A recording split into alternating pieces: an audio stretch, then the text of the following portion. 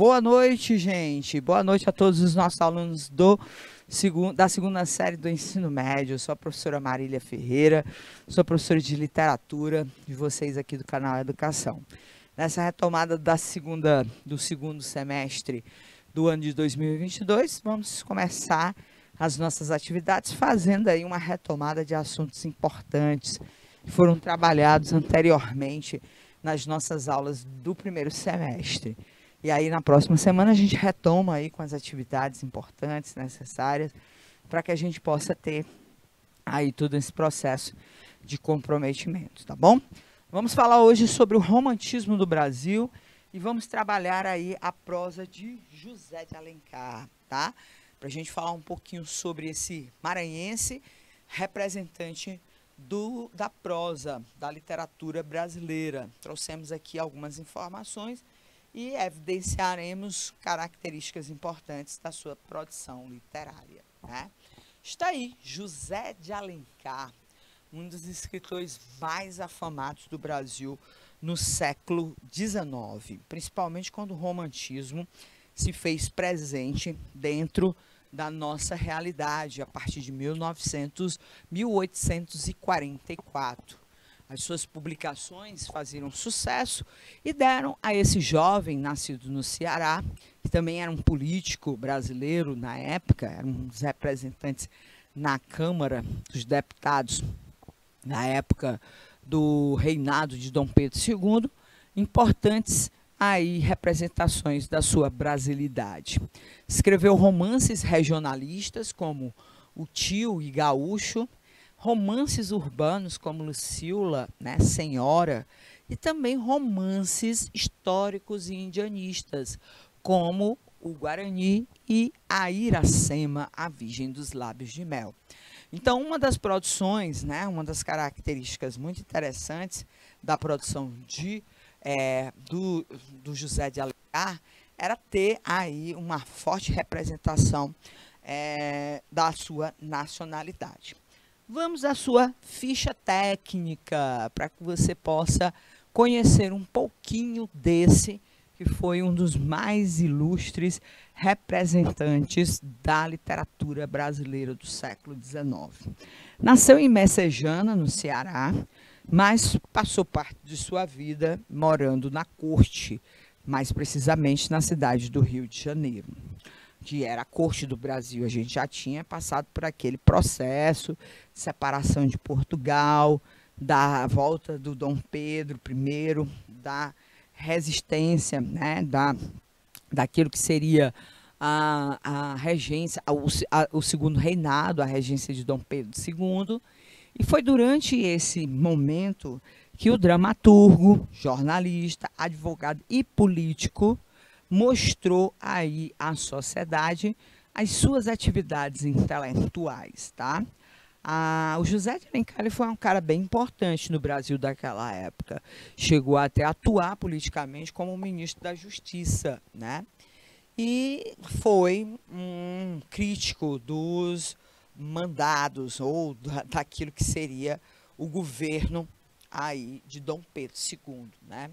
Ele achava que o Dom Pedro II era pouco nacionalista dentro desses aspectos. Mas os problemas dele não eram relacionados à política necessariamente, não. Eram umas questões econômicas que atrapalhavam. Estamos diante de uma pessoa que era defensora da manutenção da escravidão, principalmente porque ele tinha milhares não, mas centenas, né, dezenas de escravos no Brasil, de pessoas negras escravizadas. E aí ele não era adepto das ideias abolicionistas, principalmente porque ele acreditava que tinha que haver alguém para executar essas atividades no Brasil.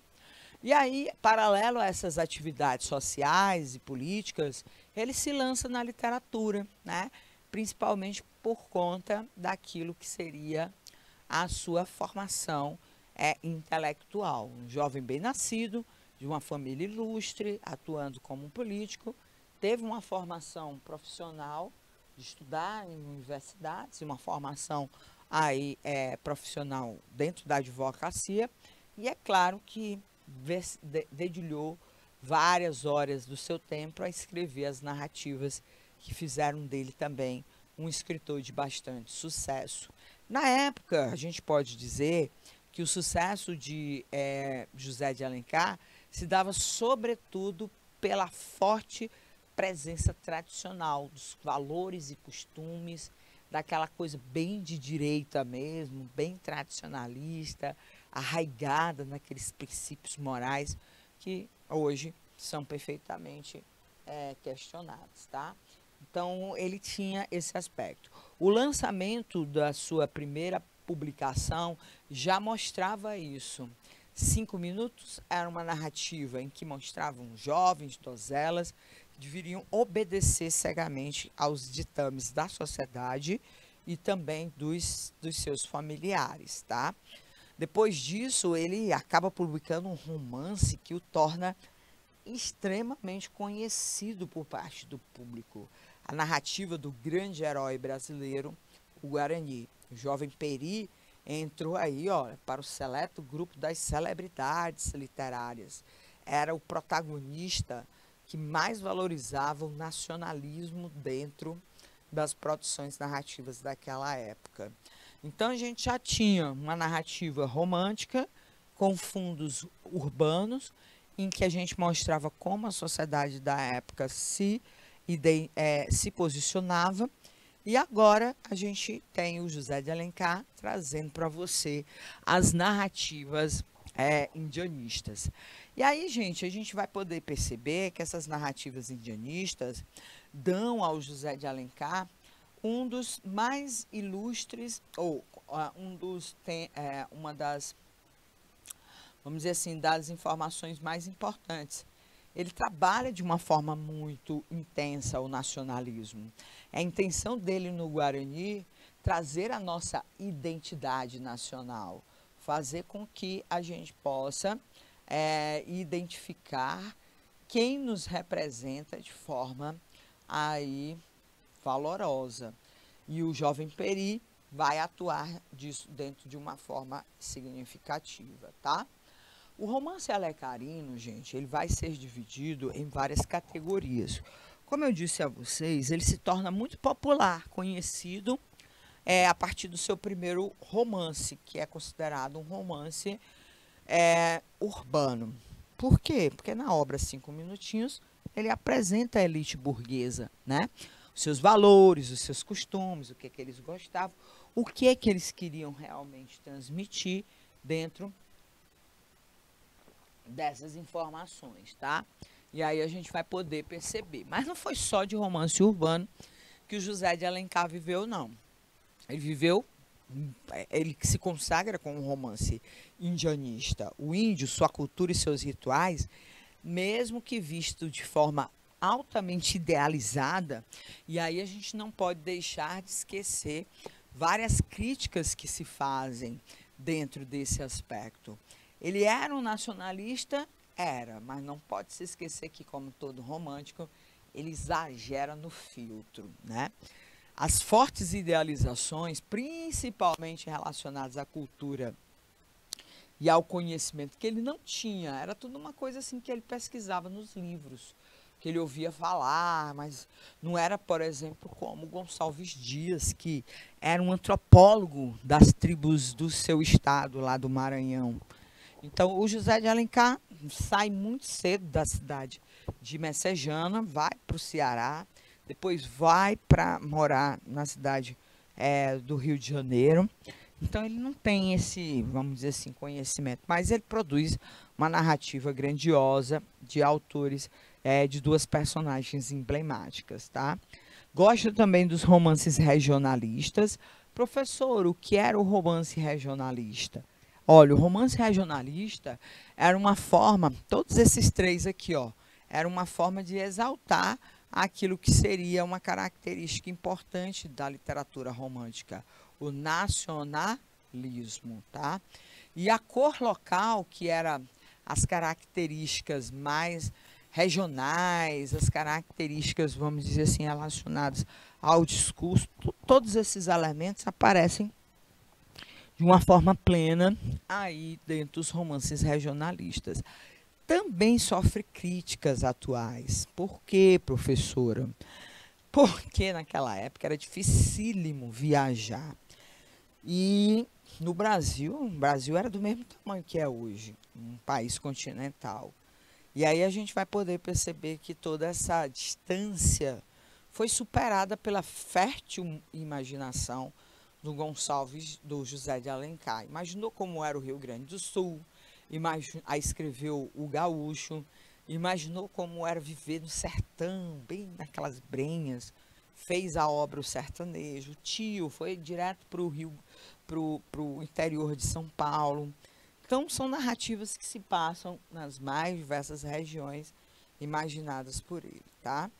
O romance histórico praticamente é o romance indianista, porque os índios descritos pelo autor José de Alencar não são os índios que o Brasil tinha no século XIX, né?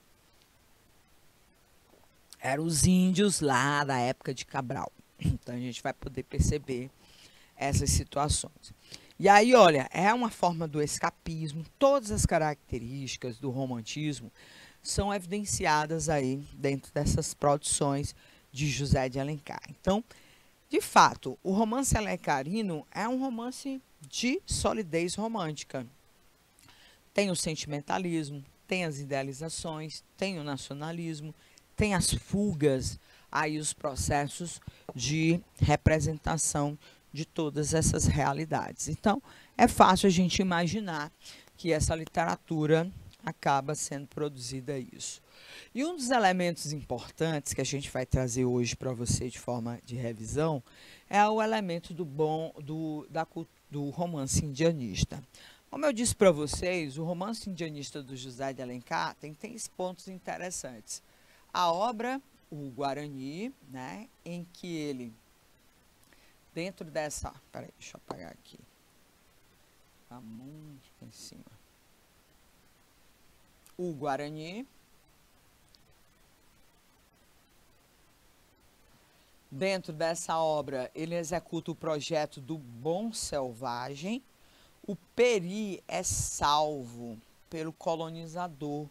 E aí, quando ele é salvo pela civilização, ele acaba mantendo a pureza do seu coração associada às coisas boas que a civilização vai trazer para ele.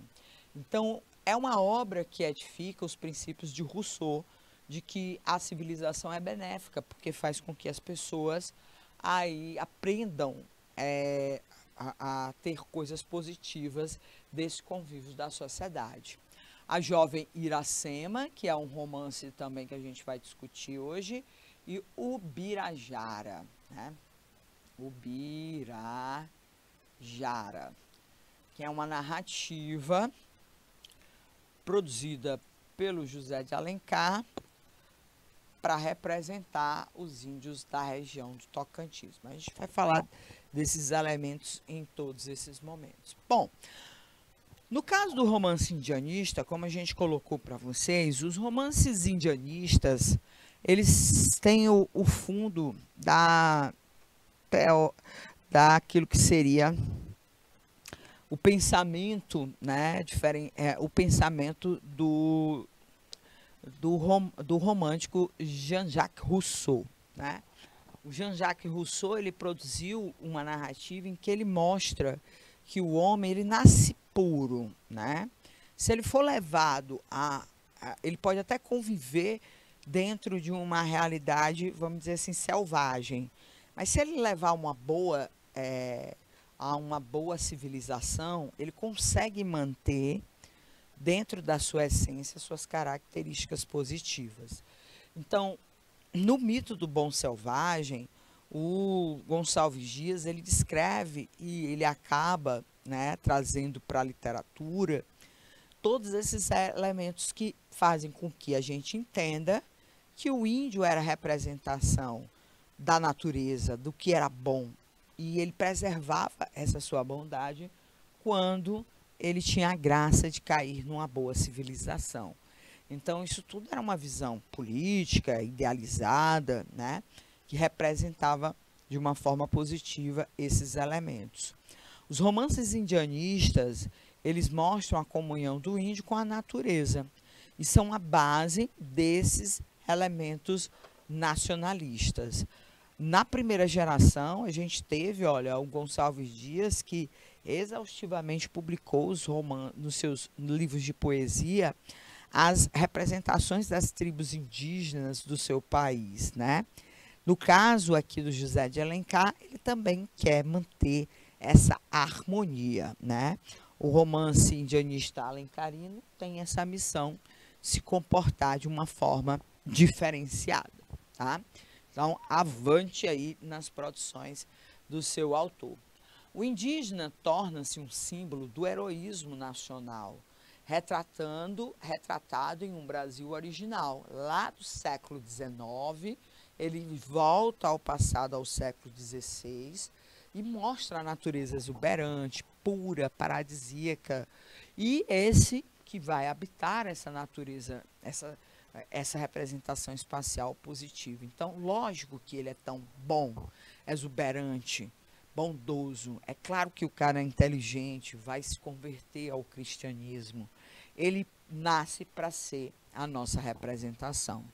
E essa representação do belo, da exuberância da natureza, é trabalhada por José de Alencar nos seus 3 romances que nós conhecemos, tá? O Guarani, que foi a estreia dele, que traz aí o personagem Peri, envolvendo-se de uma forma heróica para salvar, no meio de uma guerra sangrenta entre aimorés, tribos inimigas e os representantes da colonização do Brasil, para salvar o grande amor da sua vida, que é a jovem Iracema, dentro de todos os, a jovem Cecília, perdão, dentro de todos os princípios. Está aí, olha, a lenda viva do Ceará, a jovem Iracema, né? A jovem índia dos Tabajaras, que vai aí se apaixonar perdidamente pelo colonizador Álvaro, né? E o Birajara, que também representa as tribos indígenas do Tocantins. Vamos encontrar aqui para vocês, olha, um breve resumo sobre aí o Guarani, né? O Guarani é uma das obras mais importantes do José de Alencar, porque ele traz um projeto artístico interessante, principalmente porque ele vai contar, dentro das características românticas, né, a história de amor entre Peri, um índio da tribo do Goitacás, né, uma tribo que vivia no século XIX na região do Rio de Janeiro, né, e Cecília, filha dos portugueses, que vem desbravar o Brasil naquelas expedições de colonização. Nessa paixão entre Peri e Cecília, existe o heroísmo dele protegê-la de todos os malfeitores, inclusive do Loredano, que é o vilão da história. O Peri vive em devoção de Ceci, está disposto a atender todas as suas vontades, desde aqueles desejos bobos de flores exóticas até animais como onças, né? Como também aí mostrar a sua subserviência à cultura do colonizador. Ao pedido dela, ele larga a sua tribo, passa a viver aí em função do pai dela, que é o colonizador Dom Antônio de Maris, e resolve mostrar essa sua obediência, renegando seu próprio sangue. Era aquilo que o Rousseau havia provado, né? O homem tem a sua hombridade e vai permanecer aí com essas suas características. E a partir desse primeiro encontro entre jovem Cecília e o Peri, quem sabe os brasileiros surjam de uma identidade como essa, o DNA da beleza que a gente que a cultura brasileira herdou aí do colonizador. Quando eu falo herdou, é na visão que o romântico tem, tá, gente? E aquilo que seria o destemor, a coragem, a hombridade que os representantes indígenas nacionais vão ter, mas novamente na visão dos românticos da sua época, tá? Então a gente vai poder identificar todos esses processos acontecendo aqui. A Iracema, gente, é um romance publicado em 1865, né? É uma lenda, né, de formação do Ceará. Nesse romance, ele conta a história da jovem Iracema, que era uma sacerdotisa da sua tribo, né? E acaba, por amor, jogando para fora todas essas prerrogativas. Se apaixona perdidamente pelo jovem Martim, que era um colonizador que vivia em função de devastar as tribos indígenas, derrotando as tribos que se opunham ao processo de colonização. Então, era daqueles meio que violentos em relação aos índios. Mas nem por isso ela deixa de amá-lo. E aí a gente vai poder perceber que isso seria uma devoção sentimental que o José de Alencar representa a jovem Iracema. Se apaixona, leva para sua tribo, só que lá no meio dessa tribo se descobre que ele era aliado dos opositores da tribo da Iracema. Então a Iracema ela tem que tomar uma difícil escolha. Ela fica ao lado da sua tribo ou ela fica ao lado do grande amor da sua vida, né? E aí ela acaba escolhendo o amor e ela acaba se dando mal, porque como ela tem que viver esse relacionamento amoroso com o Martins, ela renega toda a sua condição de sacerdotisa, da sua pureza, né? De tudo aquilo que ela guarda para poder ser a produtora daquele elixir, o segredo da Jurema, que é distribuído aos guerreiros de sua tribo. E aí vem toda uma desgraça acontecendo, porque depois que ela deixa de preparar essa bebida, os seus irmãos de sangue, que são os índios, acabam sucumbindo à força do Martins e os seus aliados, né? E aí ela vive sozinha, abandonada, porque ele deixa ela na cabana e vai guerrear várias noites aí contra a sua própria tribo. Isso gera nela um abalo psicológico muito intenso, que faz com que a Iracema tenha uma gravidez muito complicada e depois de dar à luz àquela criança, ela acabe morrendo de solidão. Então a gente vai poder observar que a história termina de uma forma triste, já que a Iracema não consegue viver feliz ao lado do seu amado, né?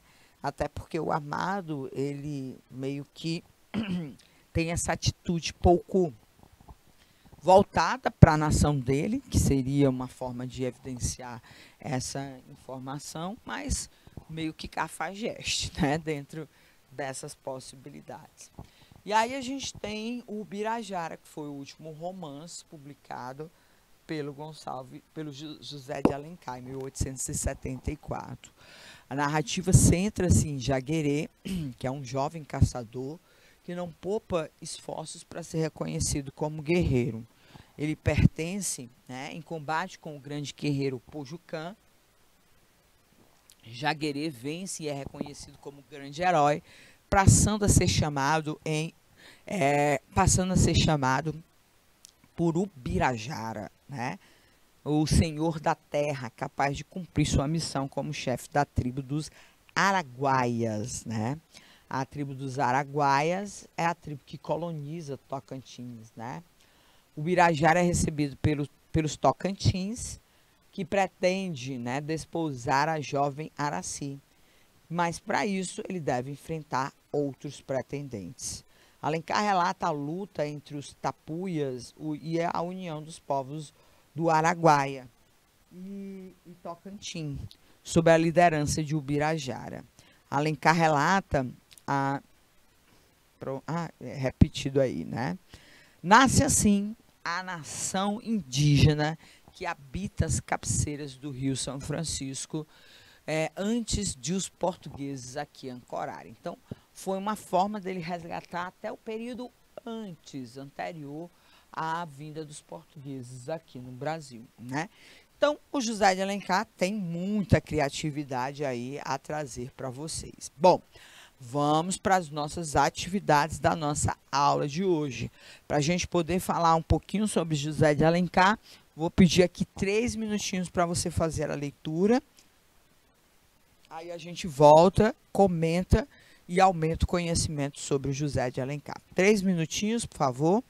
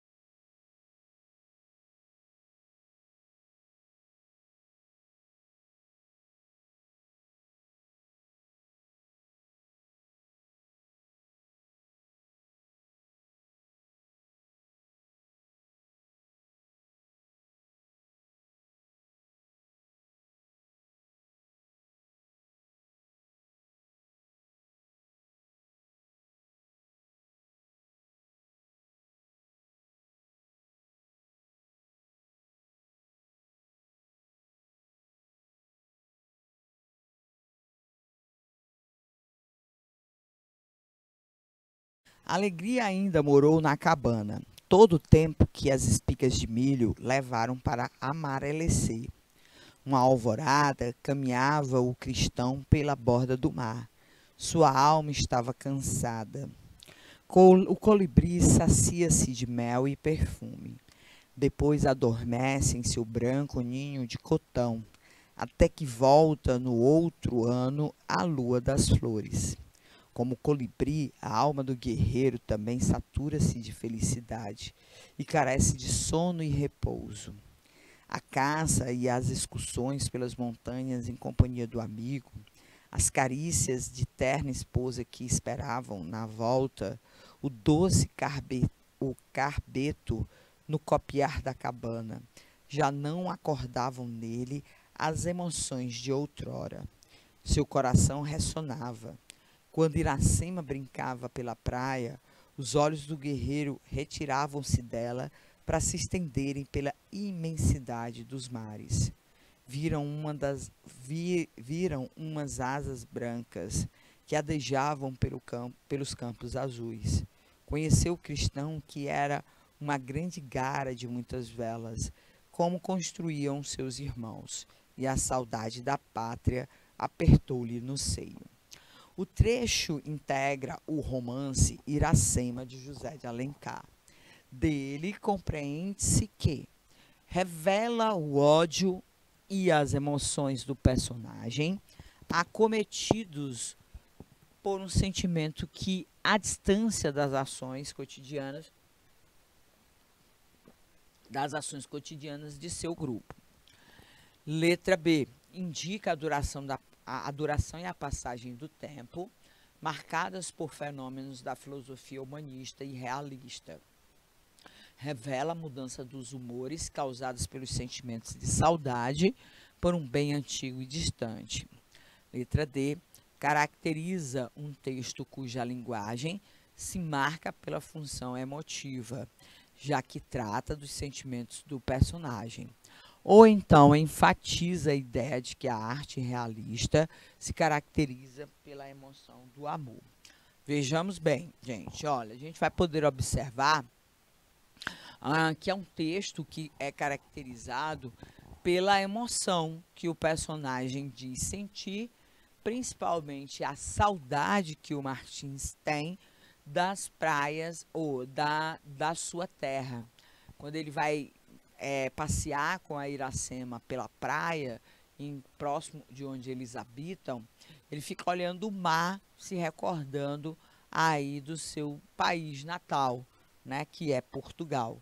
Isso faz com que a gente possa perceber que aqui, olha, a gente tem toda uma função extremamente emotiva que faz com que a gente possa conhecer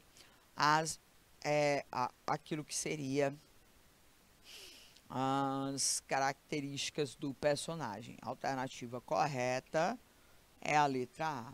Sentimento de saudade, né? Um sentimento de melancolia, de desejo pelo retorno, são emoções que o personagem principal, o Martins, demonstra ter nessa cena, tá bom? Vamos lá para a segunda questão. Segunda questão, José de Alencar retratou o seu herói Goitacá em prosa, a exemplo do que o escocês Walter Scott havia feito com os cavaleiros medievais na célebre novela Ivan Noé. Para evocar um mítico passado nacional, na falta dos briosos cavaleiros medievais de Scott, o índio seria o modelo que Alencar lançaria a mão. O índio entrara como tema na literatura universal por influência das ideias dos filósofos iluministas, e especialmente da obra de Jean-Jacques Rousseau. As teses de Rousseau sobre o bom selvagem, por sua vez, bebiam na fonte das narrativas de viajantes do século XVI. Os primeiros europeus que haviam colocado os pés no chão americano foram esses viajantes, americanos. Foram esses viajantes os responsáveis pela propagação do juízo de que do outro lado do oceano existia um povo feliz vivendo sem lei nem rei. Bora lá. A afirmação que José de Alencar valeu-se do modelo heróico dos cavaleiros medievais para compor personagens de cunho nacionalista fez com que concebesse e apresentasse Peri, protagonista de O Guarani, como um autêntico guerreiro goitacá, um explorador aliado do colonizador, um nativo com qualidades aristocráticas, um laico valente de um nobre português, um lacaio, perdão, valente de um nobre português, ou um pajé dotado de poderes sobrenaturais. Vamos lá. Olha, a afirmação fala sobre o José de Alencar. E a obra mais notória do José de Alencar, que é o Guarani. O Guarani é o personagem principal, representado pelo índio Goitacá Peri. O Peri, gente, ele acaba sendo construído através dessa representação positiva que a gente vai poder identificar do herói nacional. Esse herói nacional, ele acaba se tornando a concretização do mito do bom selvagem do Rousseau. É um cara bom, que tem características extremamente positivas e que, graças a Deus, entra em contato com pessoas tão boas e positivas, mas domesticadas, né? Como são os portugueses e as suas atitudes heróicas. Então a gente vai poder observar que ele trabalha exatamente com essa ideia de que o nosso personagem é um nativo, representante da nossa nação, mas que tem características aristocráticas valiosas e que o transformam nesse ser idealizado dentro da sua literatura, tá bom? Então, a alternativa correta, marque aí, letra C. Vamos para a última questão, estamos chegando aí ao final da nossa aula. Vamos lá. 2 minutinhos para a sua leitura.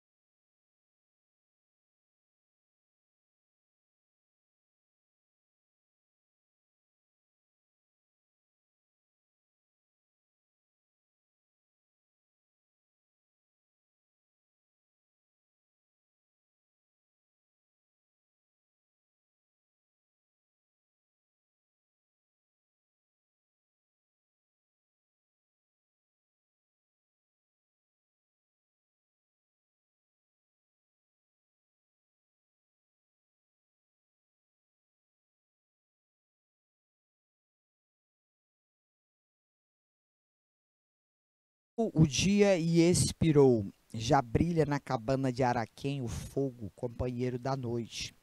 Correm lentas e silenciosas no azul do céu as estrelas, filhas da lua, que esperam a volta da mãe ausente. Martim se embala docemente e com uma alva rede que vai e vem, sua vontade oscila de um a outro pensamento. Lá o espera a virgem loura dos castos afetos, que ele sorri à virgem morena dos ardentes amores. Iracema recosta-se lange ao punho da rede. Seus olhos negros e fúlgidos, ternos olhos de sabiá, buscam o estrangeiro e lhe entram na alma. O cristão sorri, a virgem palpita, como o sair, faiscando pela serpente, vai declinando o lascivo talhe que se debruça, enfim, sobre o peito do guerreiro. No trecho que corresponde uma das convenções que o indianismo construía suas representações indígenas, nesse trecho, o emprego de sugestões de cunho mitológico são compatíveis com o contexto. Nesse texto, a caracterização da mulher como ser dócil e desprovido de vontade própria. Nesse trecho, há a ênfase na efemeridade da vida sobre os trópicos. Há um vocabulário primitivo e singelo de extração oral e popular. A supressão de interdições morais relativas às práticas heróicas, né?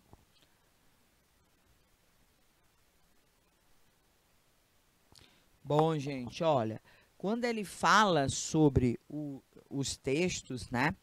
Ele fala sobre Quando ele fala sobre o índio, ele sempre constrói o índio dentro daquilo que seria o emprego dessa visão idealizada, principalmente mitológica, de que ele era o grande representante do universo, dos mais intocados do mundo.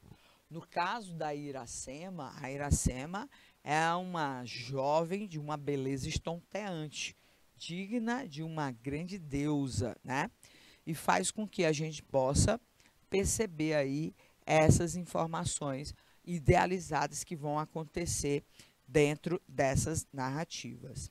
Então, gente, a gente trouxe para vocês, na nossa aula de hoje, o trabalho em torno do José de Alencar, né, que é um autor importante da literatura brasileira, que representa aí o universo da prosa romântica, dentro das suas várias possibilidades que a prosa trouxe no século XIX, dentro daquilo que seria o grande momento da literatura brasileira, né, de trazer a nacionalidade, os sentimentos nacionalistas, todas aquelas características importantes. Então, para revisar esse fato importante do romantismo, nós trouxemos para vocês aí as informações do José de Alencar. Então, na nossa aula de hoje, nós resgatamos uma das informações importantes do José de Alencar, que são os seus romances indianistas. Falamos de todos os três e trouxemos questões também para que vocês pudessem fixar melhor as atividades aí relacionadas a isso. Me despeço desejando vocês uma excelente semana de estudos e conteúdos aqui pelo canal Educação e voltando na próxima semana. Tchauzinho, gente!